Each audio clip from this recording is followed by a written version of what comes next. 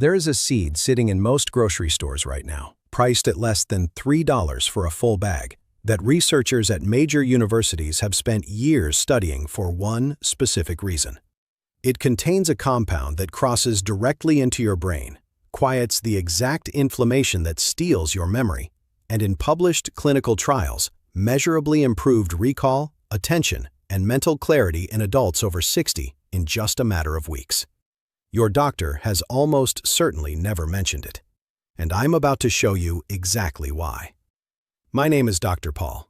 I spent over 2 decades as a practicing neurologist and functional medicine physician, and I've watched thousands of patients in their 60s, 70s, and 80s walk into my office carrying the same quiet devastation. They couldn't find their words mid-sentence. They walked into a room and stood there, completely blank about why they came. They read the same paragraph 3 times and retained nothing. And every single one of them had been told the same thing by their doctors. Take your vitamins, get more sleep, do crossword puzzles, and if things get worse, come back and we'll talk about medication. I'm not going to name the seed yet. I know that probably frustrates you, but there's a reason I'm waiting. Because if I just tell you the name right now, there's a very good chance you'll dismiss it. You've probably seen it before. You might even have it in your kitchen already. And you'll think, that's it? That can't possibly be what all the fuss is about. But once I show you what happens inside your brain when you consume this seed correctly, and once you understand the mechanism, the research, and exactly why the form and timing matter completely, you will never look at it the same way again. So stay with me. This is worth every minute. I want to tell you about a woman named Dorothy. She was 67 years old, recently retired after 31 years as a high school English teacher. Dorothy was sharp her entire life, the kind of person who corrected people's grammar without even thinking about it, who remembered the names of every student she'd ever taught, who could recite poetry from memory and hold 4 conversations in her head at once. So when the fog started settling in, she noticed it immediately. Not like a switch being flipped, more like a slow dimming, like someone was gradually turning down a dial she couldn't find. She started forgetting appointments, not the big ones, the small daily ones that a person who'd run a classroom for 3 decades simply does not forget. She'd leave the kettle boiling and walk away. She'd call her daughter and completely lose track of what she'd called about. She started keeping a notebook with her at all times, something she'd never needed before in her life. And she did what most responsible people do. She went to her doctor. Her doctor ran a standard panel: thyroid levels, B12, vitamin D, a basic metabolic workup. Everything came back in normal range. She was prescribed a high-dose B complex and told her brain fog was most likely stress-related adjustment to retirement. She was told to start exercising more, keep her mind active, and consider seeing a therapist if the anxiety didn't improve. She did all of it. She walked 45 minutes every single morning. She joined a book club. She started doing online brain training exercises for 20 minutes a day, the kind that claim to build new neural connections. She bought 3 different memory supplement blends from a health food store, each one between $40 and $70 a bottle. Phosphatidylserine, bacopa, lion's mane mushroom. She took them faithfully for 8 months, and she got worse. Not dramatically worse, just steadily, quietly worse. The notebook she'd started keeping became essential. She began preparing notes before phone calls so she wouldn't lose her train of thought. Her daughter started checking on her more frequently. And Dorothy, a woman who had spent her entire adult life being the most capable person in any room, started feeling afraid. Not afraid of something specific, afraid of herself. Afraid of what was disappearing. When she came to see me, she described it like trying to read through frosted glass. The thoughts were there, she could sense them, but she couldn't reach them cleanly. What I found when I looked deeper was not what any of her previous testing had detected. Dorothy's brain was inflamed. Not dramatically, not in a way that shows up on a standard MRI, but chronically, persistently inflamed at the cellular level, in exactly the way that disrupts the chemical processes that make memory formation possible. And that inflammation had a specific origin. It wasn't mysterious. It wasn't unusual. It is actually happening right now in the brains of the majority of adults over 60 in this country, and almost none of them know it. Here is what I need you to understand about your brain after 60. The organ you are relying on to process the world, to store experience, to hold the names of the people you love, is made up of roughly 100 billion neurons. Those neurons communicate through a network of chemical messengers, and the most critical of those messengers for memory and cognition is a compound called acetylcholine. Acetylcholine is the chemical your brain uses to lock new information into long-term storage. It is involved in attention, in the ability to shift focus, in the process of recalling information you've already learned. When acetylcholine signaling is strong, the brain is sharp. When it weakens, the fog moves in. Now, there is an enzyme in your brain called acetylcholinesterase. Its job is to break down and clear acetylcholine after it has been used. That is a normal and necessary process. The problem is that as the brain ages, particularly in the presence of chronic neuroinflammation, acetylcholinesterase becomes overactive. It starts clearing acetylcholine too aggressively, too quickly. The signal gets destroyed before the memory can fully form, before the thought can crystallize, before the word can arrive on your tongue. This is not Alzheimer's disease. It is not dementia. It is something that happens to the vast majority of aging adults and that virtually no conventional treatment currently addresses in a meaningful way. And here is where the seed I'm about to show you becomes extraordinary. Because the primary active compound in this seed is one of the most potent natural inhibitors of acetylcholinesterase that has ever been identified in peer-reviewed research. It slows that enzyme down. It lets acetylcholine stay active longer. It gives your brain the chemical window it needs to actually form and retrieve memories. And it does something else that no expensive supplement bottle I've ever seen adequately addresses. It crosses the blood-brain barrier. That is the critical detail. That phrase matters enormously. The blood-brain barrier is the brain's security wall. It filters almost everything from the bloodstream and keeps it out. Most compounds, including the majority of over-the-counter memory supplements, never get past that wall. They might do something positive in the body, but they never actually reach brain tissue. The active compound in this seed has been measured in human brain tissue after consumption. It gets through. And once it is there, it targets the brain's own immune cells, the microglia, which are responsible for clearing cellular debris and managing inflammation. In a brain with chronic, low-grade inflammation, microglia get stuck in a hyperactive state. They start generating inflammatory signaling molecules called cytokines that interfere directly with synaptic function. The compound in this seed quiets those microglia. It reduces the cytokine storm. It literally turns down the inflammation that has been blunting your thinking. If you are over 60 and you have been experiencing brain fog, slower recall, difficulty concentrating, or mental fatigue that wasn't there a decade ago, I want you to leave a comment right now. Tell me your age and tell me which of these you experience. Type something like 72, brain fog and slow recall, or 65, mental fatigue and word finding. It takes 15 seconds and it tells me a great deal about who is watching this and what you most need to hear next. Do it now while it's fresh in your mind. Now let me tell you about a man named Raymond. Raymond was 71 years old, a retired civil engineer, the kind of man who had spent his career doing exact calculations in his head. He came to me 8 months after Dorothy did, and he had a different experience but the same underlying problem. Raymond's issue wasn't so much forgetting things he'd known. It was that new information simply wasn't sticking. He'd read an article in the morning, and by dinner, he could tell you almost nothing about it. He'd have a detailed conversation with his son about a home project, and the next day, remember only fragments. He described it as trying to write in wet sand. Everything he put in just washed away before it could set. Raymond had tried the standard supplements. He'd gone through the omega-3 fish oil protocol, which is genuinely beneficial for many things, but had done almost nothing for his recall specifically.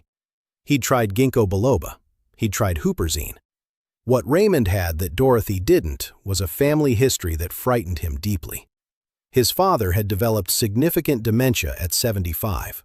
Raymond was acutely aware of how close he was to that age, and he was watching himself, measuring himself, quietly terrified of what he was seeing. When I introduced the protocol built around this seed and walked him through exactly how to use it, he was skeptical in the way engineers are skeptical of anything that sounds too simple. He gave it 60 days. At the 60-day mark, he called my office to report something that surprised even him. He had retained a full chapter of a technical manual he'd been reviewing for a consulting project. He remembered a dinner conversation with his grandchildren in enough detail to bring it up a week later. His wife, who had not been told about the protocol, noticed independently that something had shifted. She didn't know what it was. She just said he seemed more present, more like himself. And then there was a woman named Constance, who was 63 and had been attributing her cognitive changes to menopause-related hormonal shifts for years.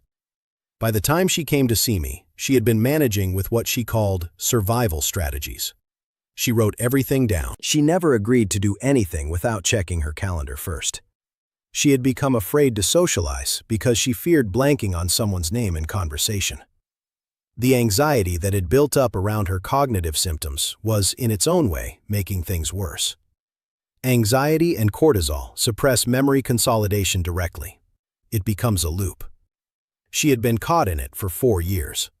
Constance responded faster than almost any patient I've seen. Within 3 weeks, she described the feeling as a fog lifting rather than being pushed away. It wasn't dramatic. It wasn't sudden. But the clarity returned in layers, and the anxiety that had wrapped around her symptoms began to release as the symptoms themselves became less frightening. At the 4-month mark, she had stopped using most of her workaround strategies. She wasn't cured of every challenge, but she was functional in ways she hadn't been in years. If any of those 3 descriptions remind you of someone you know or of yourself, I want you to comment one word right now. Type the word fog if you recognized yourself in Dorothy's story. Type the word retention if Raymond's experience sounded familiar. Type the word anxiety if Constance's story hit close to home. Scroll down and leave that one word. It takes 5 seconds, and it helps you process what you've just heard by connecting it to your own experience. Now, I want to talk about why your doctor has almost certainly never mentioned any of this to you. And I want to be clear before I say the next thing. I am not telling you your doctor is incompetent. I am not telling you your doctor doesn't care about you. Your doctor is almost certainly a hardworking, well-trained person who genuinely wants good outcomes for their patients. But here is the truth about how physicians are educated and how that education shapes what they consider. The typical medical school curriculum devotes an extraordinarily small number of hours to nutrition, botanical medicine, and the pharmacology of naturally derived compounds.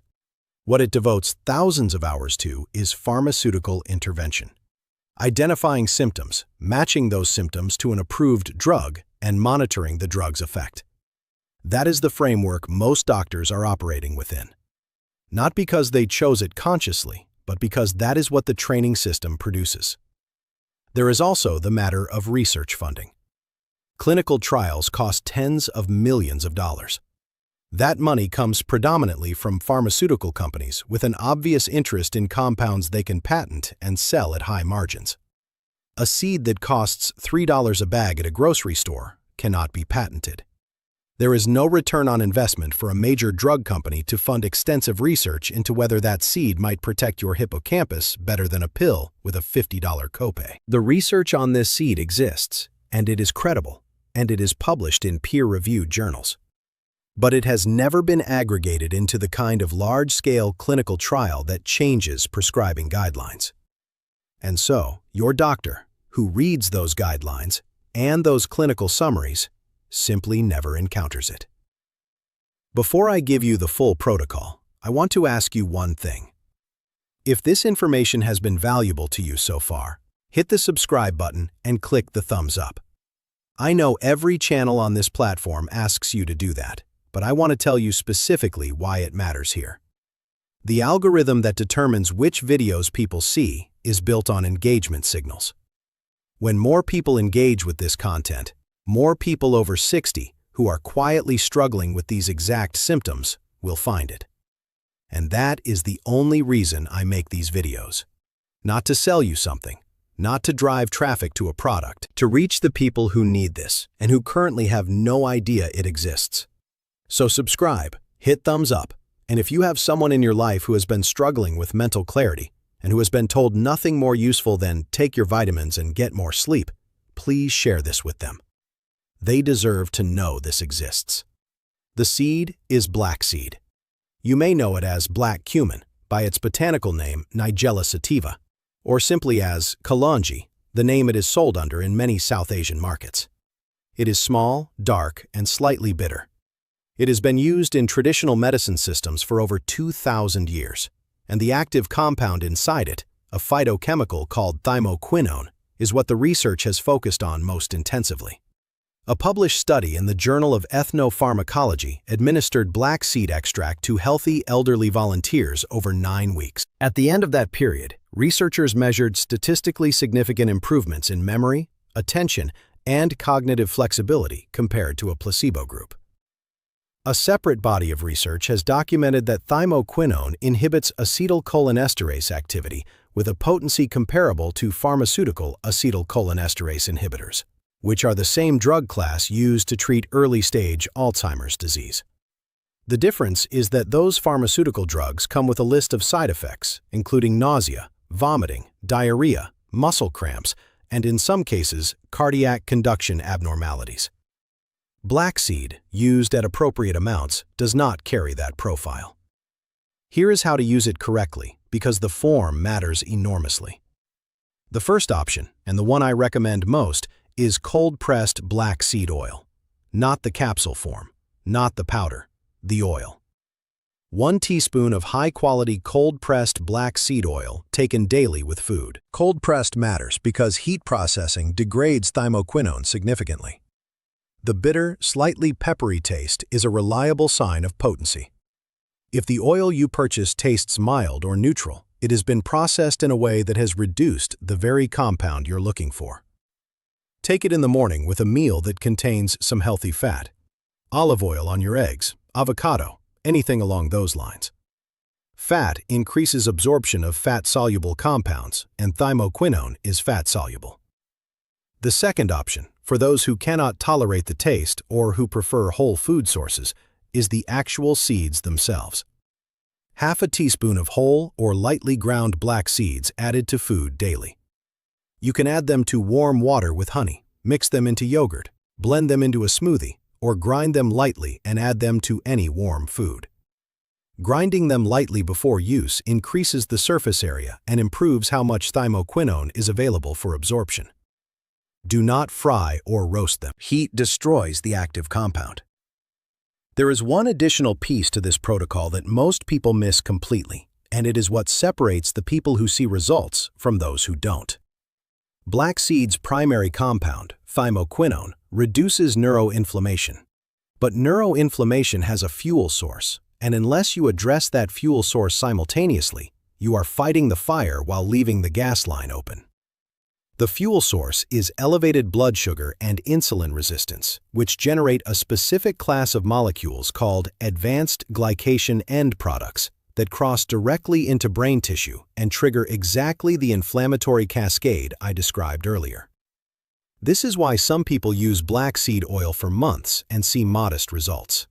They haven't removed what is continuously reigniting the inflammation. The simplest way to address this in parallel is to reduce refined carbohydrate consumption, particularly sugar and white flour, and to eat at least 2 meals each day containing quality protein and vegetables before reaching for any starch or grain. This is not a dramatic dietary overhaul. It is a sequencing shift, and it matters profoundly. Now let me address the questions I know are forming in your mind right now. The first one is whether this is safe if you are currently on medication. Black seed and its active compound thymoquinone have a mild blood-thinning effect. If you are currently taking warfarin, aspirin therapy, clopidogrel, or any anticoagulant medication, please speak with your physician before adding black seed oil to your daily routine. This is not a warning designed to scare you away from it. It is an accurate clinical consideration. The interaction is manageable. Your doctor simply needs to know about it. Similarly, black seed can have a mild blood pressure lowering effect, which in many people over 60 is exactly what you want. But if your blood pressure already tends to run on the lower side, or if you are on multiple antihypertensive medications, monitor your readings when you start and let your doctor know. The second question is how long before you notice something. Every person I have worked with who followed this protocol correctly and simultaneously reduced the glycation load in their diet reported some noticeable change within 4 to 8 weeks. Not necessarily dramatic, not necessarily a sudden rush of clarity, but the fog becoming thinner, words arriving more readily, names, which are one of the first things people report losing and one of the first things they report recovering, coming back more reliably. Raymond's 60-day experience is not unusual. Dorothy needed closer to 10 weeks before she described the shift as meaningful. Give it that time. The third question is whether you can just eat more of it if results are slow. More is not better here.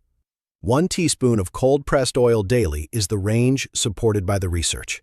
Exceeding that does not linearly increase the benefit, and in larger amounts can cause gastrointestinal discomfort.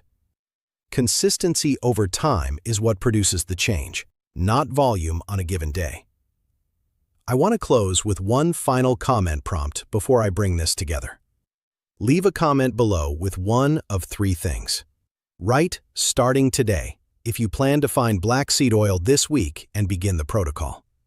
Write, already tried it, if you've used black seed before and want to share your experience.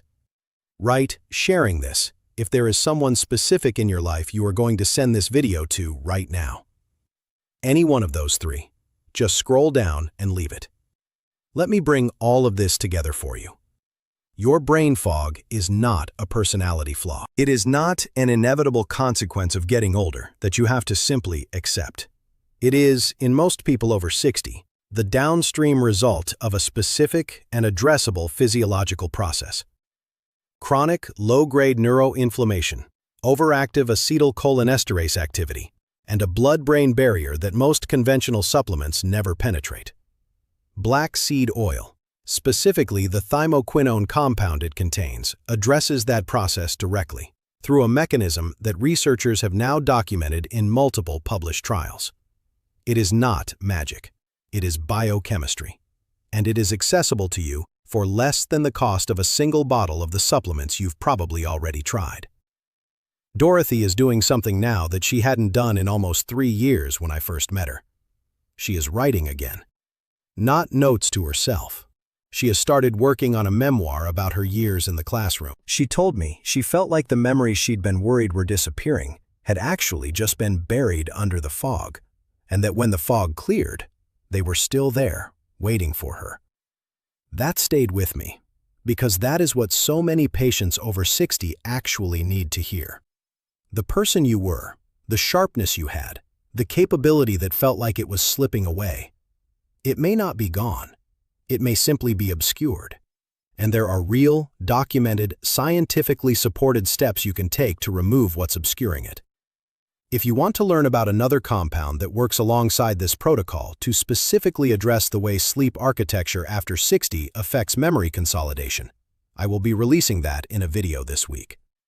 It covers something that the sleep supplement industry has completely backwards, and it's something every person over 60 who wakes up feeling unrefreshed needs to understand. Click on it now before you forget. And if you haven't subscribed yet, do it now. I release new information every week, and every single one of it is built on the same principle as this video. Information that exists in the research, that is available to you, and that no one has been paid to bring to your attention until now.